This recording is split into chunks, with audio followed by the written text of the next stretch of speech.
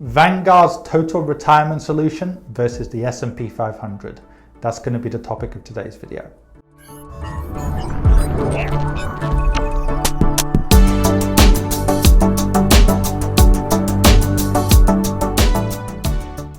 So if you're a high net wealth individual or an expat, go over to adamfire.com and find out how I can help you. Now, on this topic, I'm going to talk about Vanguard's total retirement funds, or the equivalent that are offered by iShares and BlackRock and so on, and compare it to the S&P 500. So the total retirement funds work in a simple way.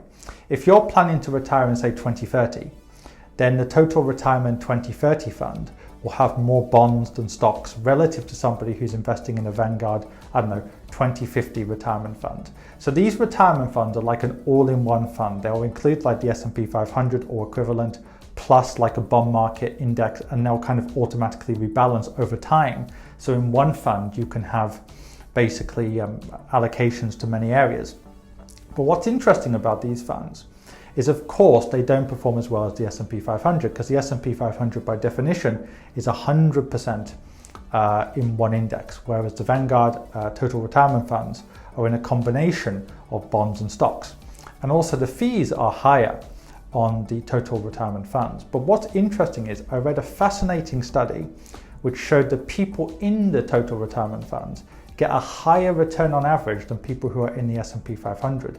Despite the fact that the returns are lower and the fees are higher. And you might say, why is this? Well, we'll never know exactly why, but I suggest there's probably 2 or 3 reasons. Number one, the people who are going 100% in the S&P 500, they probably think they can deal with the volatility of markets. And some can, maybe 20 or 30%. But actually many can't. And I see this time and time again. Like in 2017, 18, before markets went down by 25% in 2 or 3 months. People forget about that now. Many people said to me, oh, I can deal with market volatility. Some of those people reached out to me afterwards saying, oh, I made a mistake, I panic sold.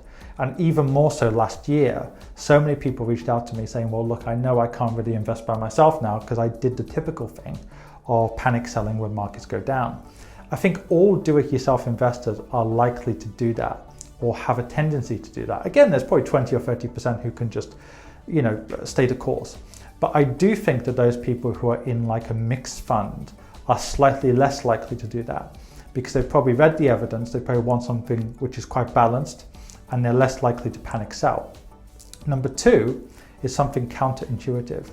I think people who don't like the total retirement funds are more likely to overanalyze things. They're more likely to think, hold on, if I build my own low-cost long-term portfolio, I can save X and Y in fees because, the Vanguard S&P 500 only costs 0.1%, and the Vanguard Total Bond Market Index only costs 0.1%. So I can have my portfolio for 0.1%. Why pay 0.3%? Because I've done an Excel sheet which shows I'm going to save, 10,000 or 20,000 over a lifetime.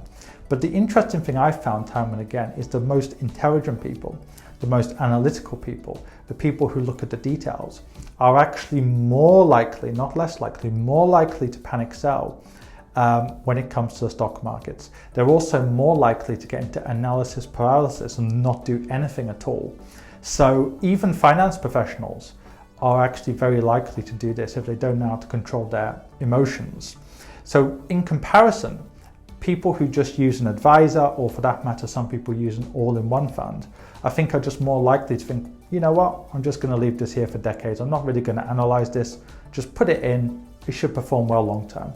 They're less likely to think about it. And I think that's one of the biggest reasons the average investor performs better in an all-in-one fund or through an advisor than if they're 100% in the S&P 500. How can I help you? In 2 ways.